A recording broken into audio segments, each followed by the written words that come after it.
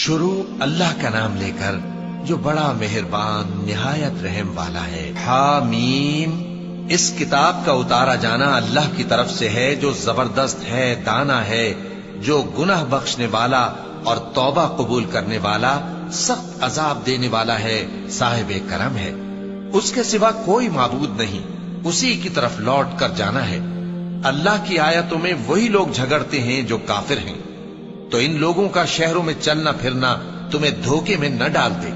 ان سے پہلے نوح کی قوم اور ان کے بعد اور امتوں نے بھی پیغمبروں کی تکذیب کی، اور ہر امت نے اپنے پیغمبر کے بارے میں یہی قصد کیا کہ اس کو پکڑ لیں اور بیہودہ شبہات سے جھگڑتے رہے کہ اس سے حق کو زائل کر دیں، تو میں نے ان کو پکڑ لیا، سو دیکھ لو میرا عذاب کیسا ہوا۔ اور اسی طرح کافروں کے بارے میں بھی تمہارے پروردگار کی بات پوری ہو چکی ہے کہ وہ اہل دوزخ ہیں۔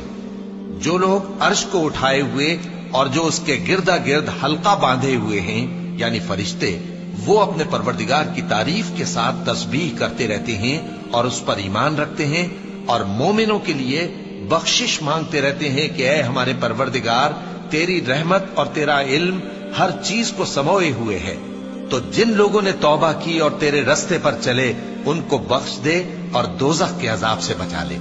اے ہمارے پروردگار، ان کو ہمیشہ رہنے کی بہشتوں میں داخل کر جن کا تو نے ان سے وعدہ کیا ہے، اور جو جو ان کے باپ دادوں اور ان کی بیویوں اور ان کی اولاد میں سے نیک ہوں ان کو بھی، بے شک تو غالب ہے، حکمت والا ہے۔ اور ان کو بری حالتوں سے بچائے رکھیو، اور جس کو تو اس روز بری حالتوں سے بچا لے گا تو تو نے بے شک اس پر مہربانی فرمائی، اور یہی بڑی کامیابی ہے۔ جن لوگوں نے کفر کیا ان سے پکار کر کہہ دیا جائے گا کہ جب تم دنیا میں ایمان کی طرف بلائے جاتے تھے اور مانتے نہیں تھے تو اللہ اس سے کہیں زیادہ بیزار ہوتا تھا جس قدر تم اپنے آپ سے بیزار ہو رہے ہو۔ وہ کہیں گے کہ اے ہمارے پروردگار، تو نے ہم کو 2 دفعہ بے جان کیا اور 2 دفعہ جان بخشی، ہم کو اپنے گناہوں کا اقرار ہے، تو کیا نکلنے کی کوئی سبیل ہے؟ یہ اس لیے کہ جب تنہا اللہ کو پکارا جاتا تھا تو تم انکار کر دیتے تھے، اور اگر اس کے ساتھ شریک مقرر کیا جاتا تھا تو مان لیتے تھے۔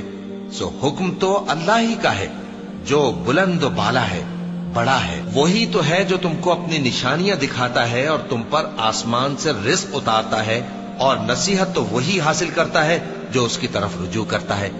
تو اللہ کی عبادت کو خالص کر کے اسی کو پکارو، اگرچہ کافر برا ہی مانے۔ وہ مالک درجات عالی اور صاحب عرش ہے، اپنے بندوں میں سے جس کو چاہتا ہے اپنے حکم سے وہی بھیجتا ہے تاکہ ملاقات کے دن سے ڈرائے۔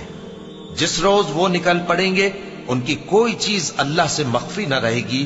سوال ہوگا آج کس کی حکومت ہے؟ جواب ملے گا اللہ کی، جو اکیلا ہے، بڑا زبردست ہے۔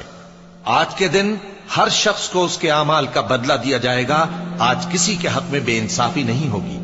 بے شک اللہ جلد حساب لینے والا ہے۔ اور ان کو قریب آنے والے دن سے ڈراؤ جبکہ دل غم سے بھر کر گلوں تک آ رہے ہوں گے۔ ظالموں کا کوئی دوست نہیں ہوگا اور نہ کوئی سفارشی جس کی بات قبول کی جائے۔ وہ آنکھوں کی خیانت کو جانتا ہے اور جو باتیں سینوں میں پوشیدہ ہیں ان کو بھی، اور اللہ سچائی کے ساتھ فیصلہ فرماتا ہے، اور جن کو یہ لوگ پکارتے ہیں وہ کچھ بھی فیصلہ نہیں کر سکتے۔ بے شک اللہ سننے والا ہے، دیکھنے والا ہے۔ کیا انہوں نے زمین میں سیر نہیں کی تاکہ دیکھ لیتے کہ جو لوگ ان سے پہلے تھے ان کا انجام کیسا ہوا؟ وہ ان سے زور اور زمین میں نشانات بنانے کے لحاظ سے کہیں بڑھ کر تھے، تو اللہ نے ان کو ان کے گناہوں کے سبب پکڑ لیا، اور ان کو اللہ کے عذاب سے کوئی بھی بچانے والا نہ تھا۔ یہ اس لیے کہ ان کے پاس پیغمبر کھلی دلیلیں لاتے تھے تو وہ کفر کرتے تھے، سو اللہ نے ان کو پکڑ لیا۔ بے شک وہ صاحب قوت ہے، سخت عذاب دینے والا ہے۔ اور